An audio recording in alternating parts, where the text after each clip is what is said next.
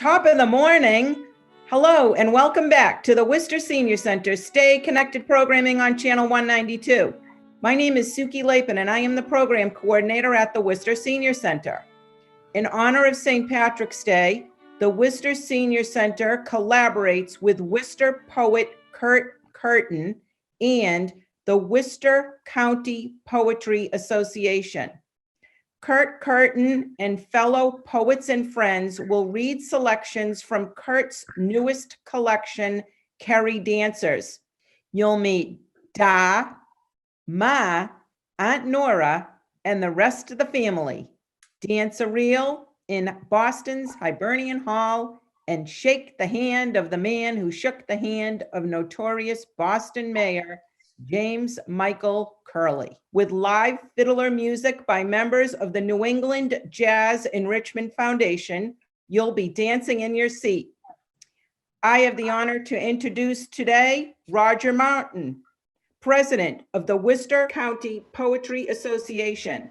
This year marks the 50th anniversary of the founding of the Worcester County Poetry Association. He has been a member since 1972. This is his third year as president of the association. He has been the managing editor of the Worcester Review for 27 years. Roger has published 5 books of poetry. His latest collection, coming out this year, is a collaboration with artist calligrapher Zi Quan of China with poems in English and Chinese. Please welcome Roger Martin. Thank you, Suki. Thank you. As president of the Worcester County Poetry Association, let me also welcome you to St. Patrick's Day and to the 50th anniversary of our existence.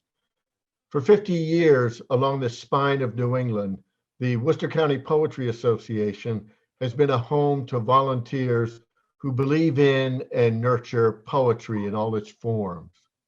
For almost 50 years, it has sponsored publication of the Worcester Review, a nationally respected literary journal. Additionally, we welcome all volunteers who have their own loves or interest in poetry. So please feel free to seek us out on our website or at our monthly board meeting on the second Wednesday of each month, particularly if you have a school or community poetry concept that you would like to nurture.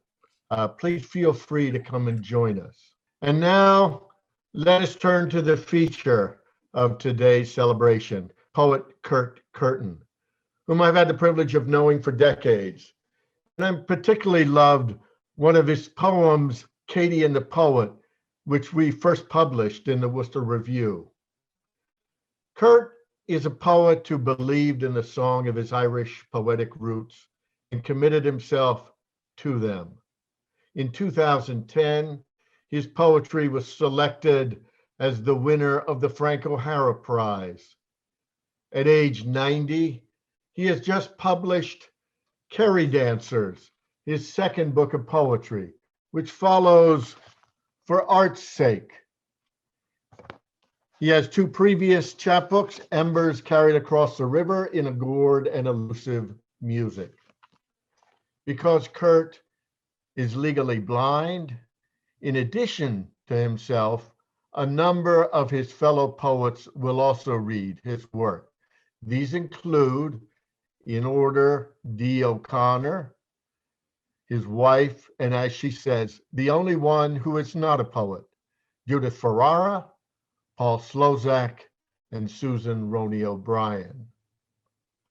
I'd like to conclude with the final stanza of that poem, Katie and the Poet. You will hear the complete poem later in the broadcast, but it ends this way. Still, I wonder, does he talk like that all the time? It must be a fine headache for his wife to be always thinking, what does he mean? And does he expect an answer? And now, let us turn to poet Curtin.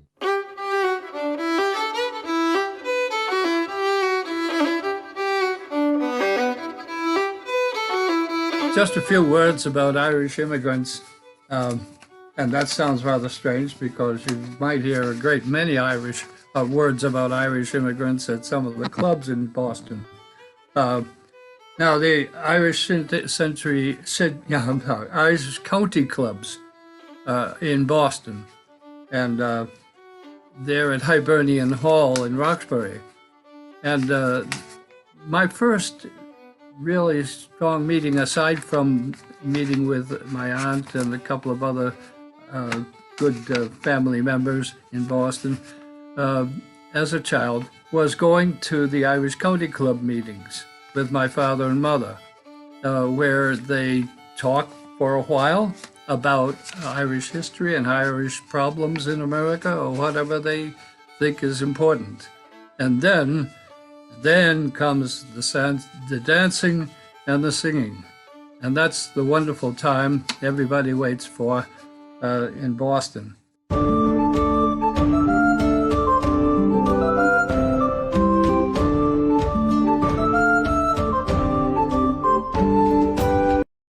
The County Kerry Men's and Women's Benevolent Association, Boston's old Hibernian Hall, was a many-chambered Irish hive, and the buzz inside the meeting rooms was lively talk of politics and memories and love of people one could trust.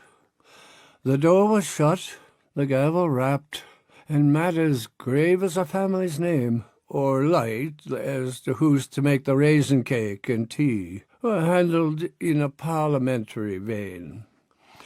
You had to be a member or a guest to get inside, for these were folk who knew of British betrayal. So the double doors with flatted eye and passwords to deny the prying Yankee, I suppose, who never seemed to try. The sergeant-at-arms was posted by the door, prepared to repel Boston Blue Nose, one might suppose, come to interrupt the dancing, banned in a land that claimed the name of freedom. When the business and argument was done, and women went in back to heat the tea, someone would ask Sister Donovan to sing. Then, in kindness and the loyalty, they also asked a song of Sister Flynn. A patched and ragged squeeze-box was brought out. Oh, the dancing that began would shake the hall, as heavy men and women took to reeling round the floor. They did the rakes of mallow and filled the fluter's ball. Where's a toot of the flute and a twiddle of the fiddle? We're hopping in the middle like a heron on the griddle, and just up, down, dance around, all around the hall.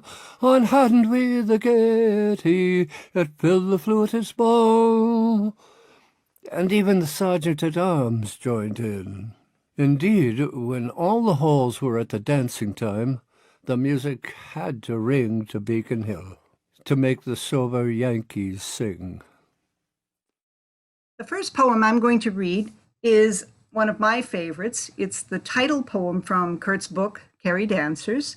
And I especially like it because it seems that you can't even read it on the page without hearing the sounds and the lilt of Kerry in the sound of the words in the poem.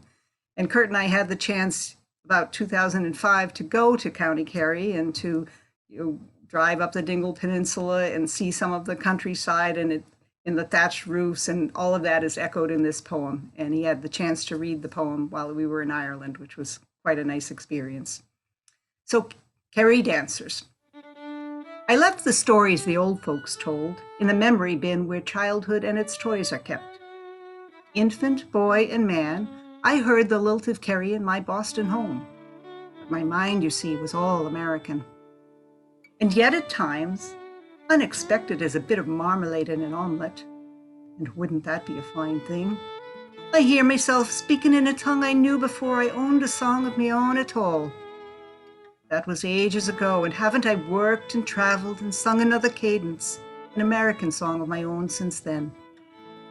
Still, I was surprised to hear the echo alive in me of voices from another country. all from a piece of rocky land stuck like a finger into the eye of the sea. The old ones' voices are in my ear, still tuned to a distant song where the Kerry dancers wheel to pipes and after speak of dying, as if the one were somehow spun out of the other. And after all, the wind that whispers in the thatch may be the tongue of an evil one. 'Tis true that roofs do whisper through the thatch, and the seas cry out in nights when tides break high on ragged rocks where fishermen have died.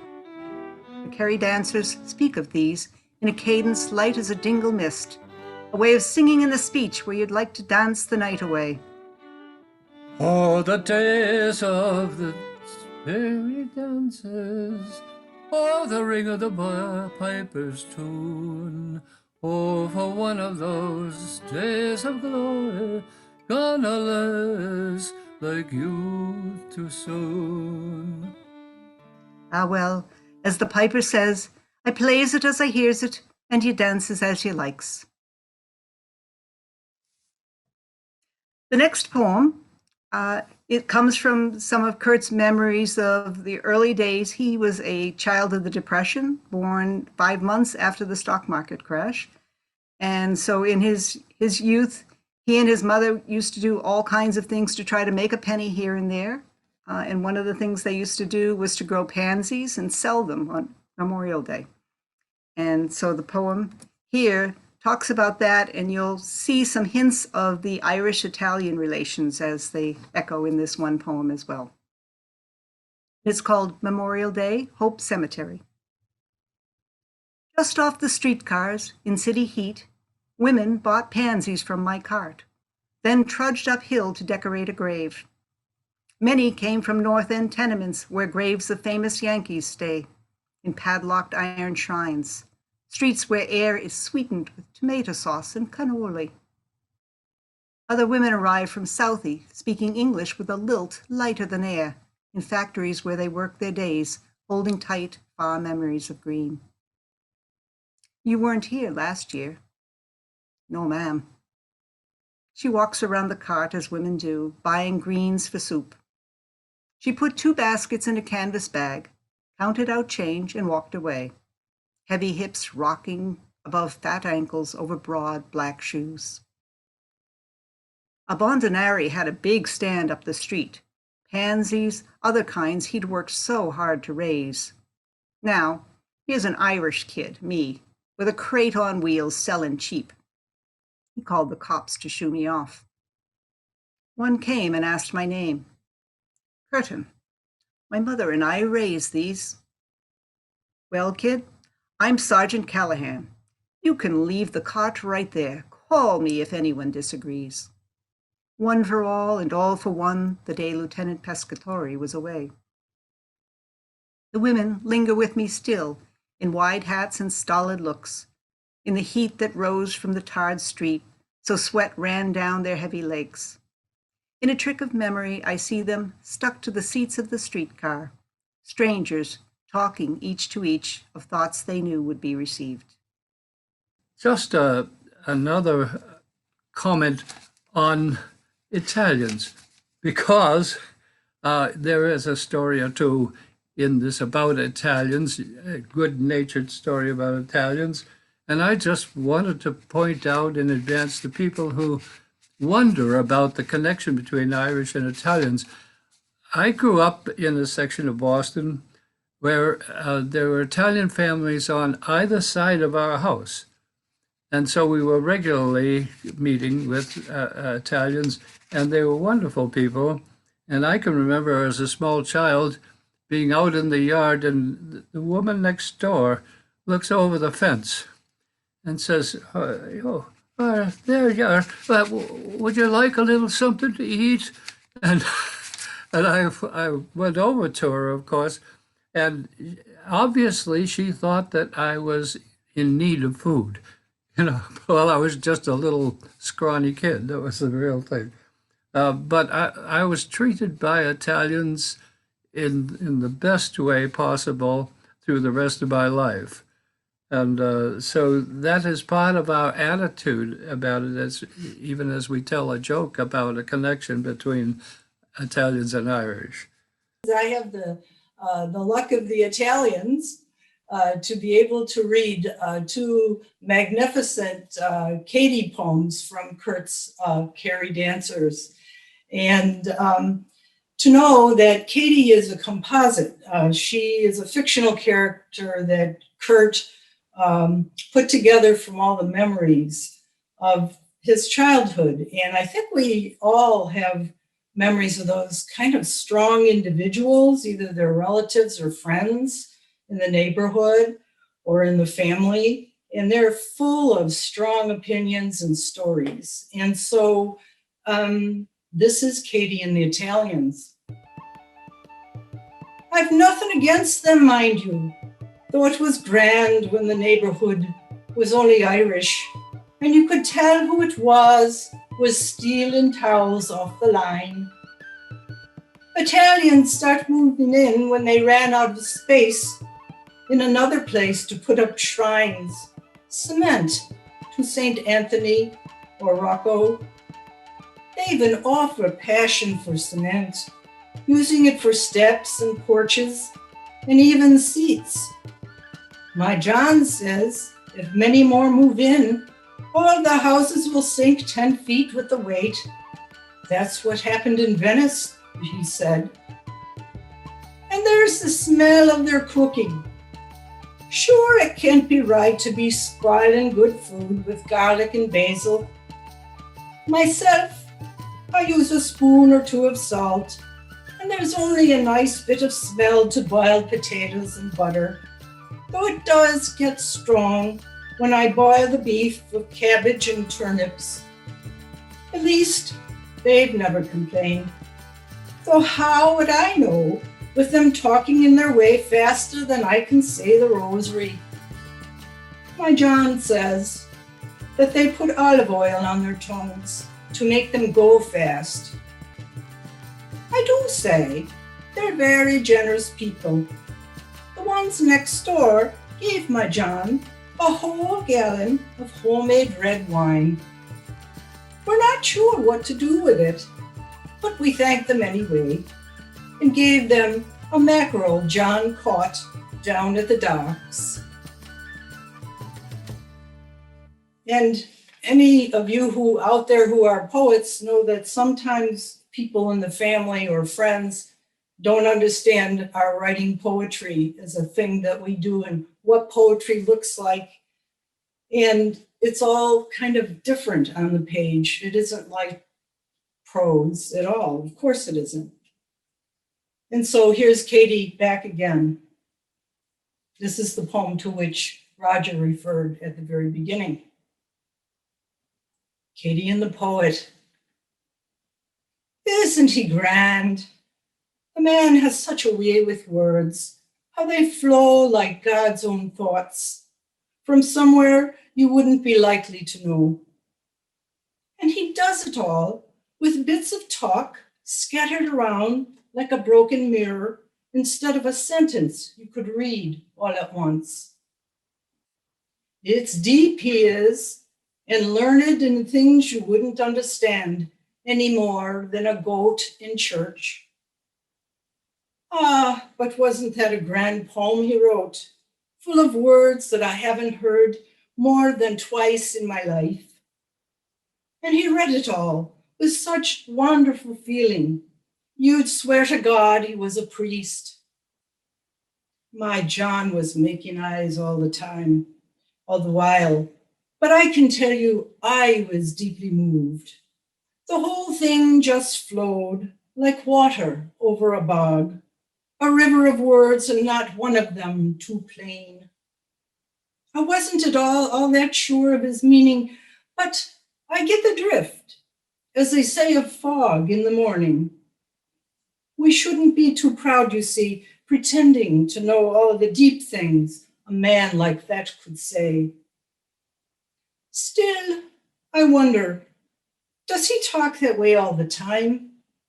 It must be a fine headache for his wife to be always thinking, what does he mean?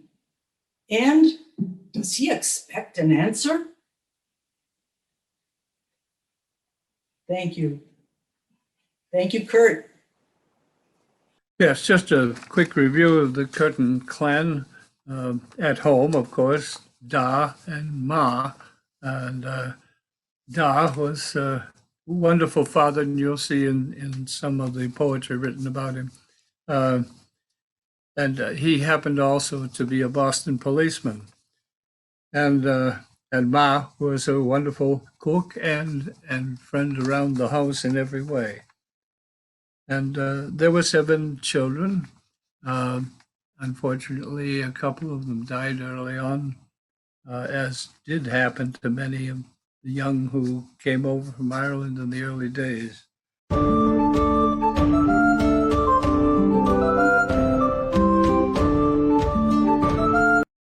The lesson. When I was a boy of 7 or 9, my da taught the closing of doors. We stood by the kitchen door, he leaning low and near, his face become the room itself. He said, "You turn the knob like this." The rough map of his hand covered everything.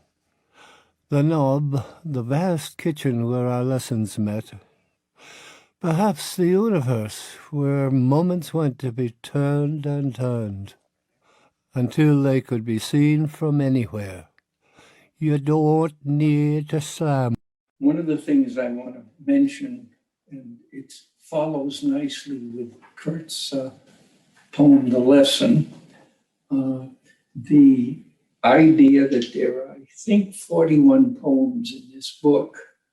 9 of them are about his father.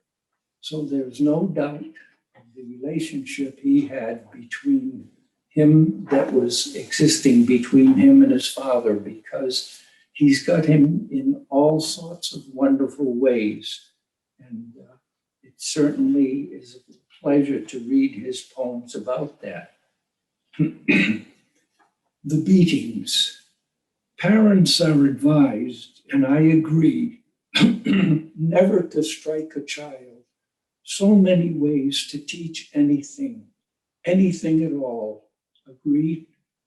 When I was small, my father used a strop, a great wide razor strop that hung in the kitchen, like the sword of Errol Flynn, who used it only on evil buccaneers. Though he tried, the strop never descended on me.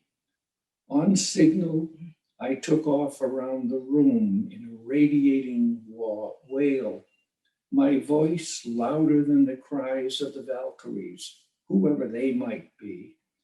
My father, larger than Valhalla in the kitchen, followed, slowly slapped the strop and said that lies or something else would be the end of me.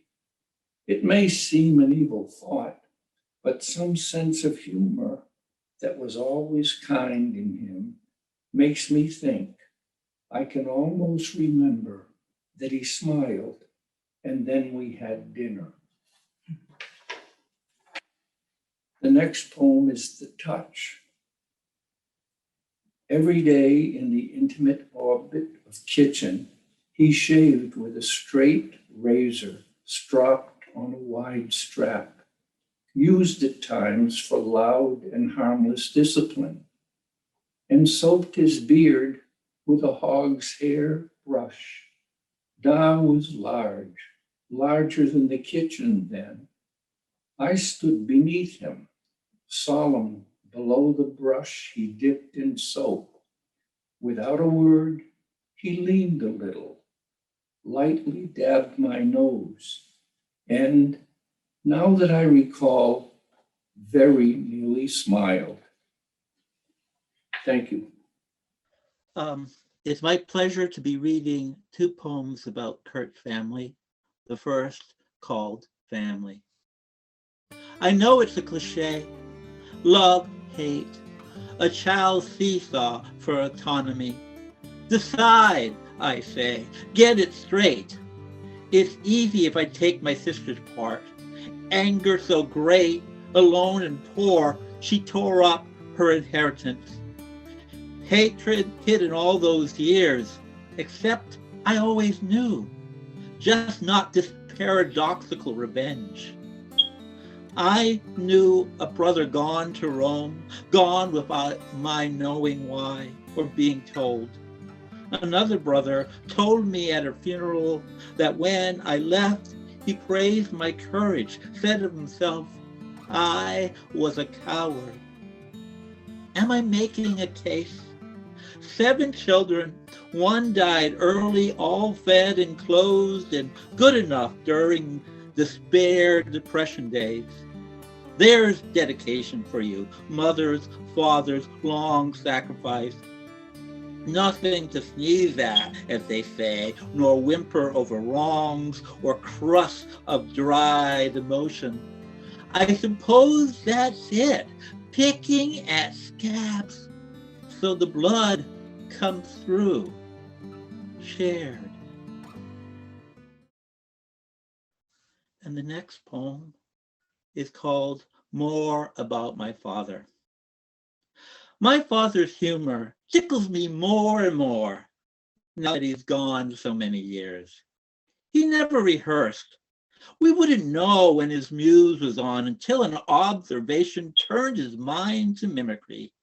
Grand or fancy airs would bring it on, a lifted chin, eyes rolling to the sky, a prancing strut that leveled pretension to foolery. For the TV shill who posed with cigarette in hand and flowers in her always golden hair to glamorize the smoke, he would, in parody of hand and mouth and eye, reduce the lure to hooey. Then with an impish glint, hinting fake delight, this big man who reprimands with nothing but a look and often spent his evening in the cellar, sauntered off to shovel coal, to rake the smirking cinders down. Closeted these many years, his light arrives like laughter, heard behind a heavy door. Thank you so much. So, and there were aunts and uncles in number, one of whom was one of the aunts, very important to this particular story, Aunt Nora. And Nora was my father's sister in Ireland. And then when she came to the United States, she lived in South Boston. And so when my mother and father went back to visit in Ireland, they left me as a young child with Aunt Nora. She lived on West 7th Street in South Boston. And she was there during the time of the Irish parade, which I call it the Irish parade. So I really enjoyed staying with her. Nora was a wonderful friend and a good person, helped greatly with me and with the family. There's not much else I need to say about her except that everybody loved her and she was kind to almost everybody and could cook like a wonder. All right. And that's my Aunt Nora. Everyone needs an Aunt Nora. I am incredibly envious of Curt having one growing up and being able to be comfortable and safe in her arms. The first poem I'm reading is called Aunt Nora Mcgonagall. She wore big bones in a way that made me want a hug. In memory, she is always in an apron, one with fullness to it, and the kind of faded print you can't remember. Her reddish gray hair was combed neatly into a lovely round bun. Her eyes wrinkled into kindness over good round cheeks in a good plain face I never had to guess about. Her voice was round and easy, and in her talk, she never lost the melody of Kerry. Being near her felt like wearing fleece, and the soul felt safe. The second poem is also about Nora. And I tried to put my hair into a bun like hers, but it isn't long enough anymore. So it's called Kindness. Wasn't she was all the best of the Irish and none of the worst?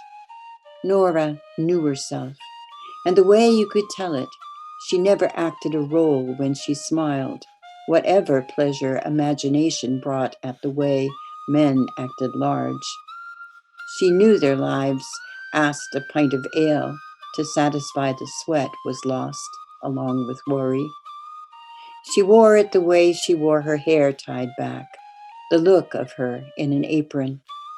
It wasn't she didn't value herself, or know she was valued by the loud, the vain, and the child. Independence was true to the bones, and she smiled so easily when it was right.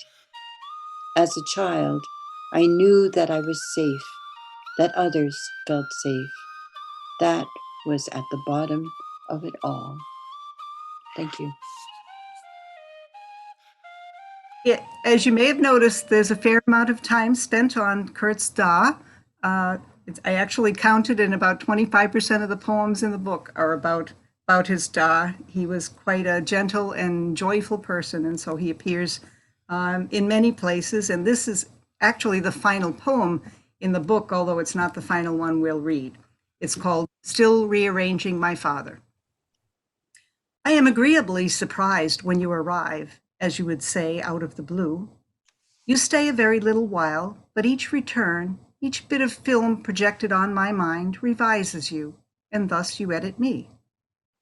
I see you in Aunt Nora's home, pleased with the kind and smiling compliment of easy talk. That and a glass of Charlie's homemade ale. No one could be cross or intrude with a word of rebuke. I remember feeling happy for us there. Or you are nearly dressed for church and snatch whatever tie is first among the little stack that dangles on the mirror post. You thought it right to show respect, and that was what you meant by style. You're dancing alone in our little kitchen on St. Patrick's Day, graceful as a heavy man can be, one arm across your back in County Kerry style. I was there, but then I did not see the winning, youthful buoyancy. I see an older brother on your lap. You read to him a tale he understands. He understands this special kind of love that's his alone. And even now I cherish a little jealousy, happy for his gentle heart, and wish a little I were seen in simple need. All these arrive like time released to set your image right, reflects a light out of that little cellar space where night was easy. In the final poem here, we will feature Da again. This is the poem in honor of St. Patrick's Day. And you'll notice as you go through the poem, there are references in here to the notorious Mayor James Michael Curley, who was known to have spent a little time in jail while he was in office. Had several terms as mayor, was one term governor, and a little bit of time in Congress. This next poem comes from a vivid memory. Nora Mcgonagall was my aunt, whose home in South Boston was our traditional St. Patrick's Day gathering place. The Purple Shamrock was the title of a book about James Michael Curley, then mayor of Boston, by Joseph Deneen, a reporter from the Boston Globe. St. Patrick's Day Parade, South Boston, 1946.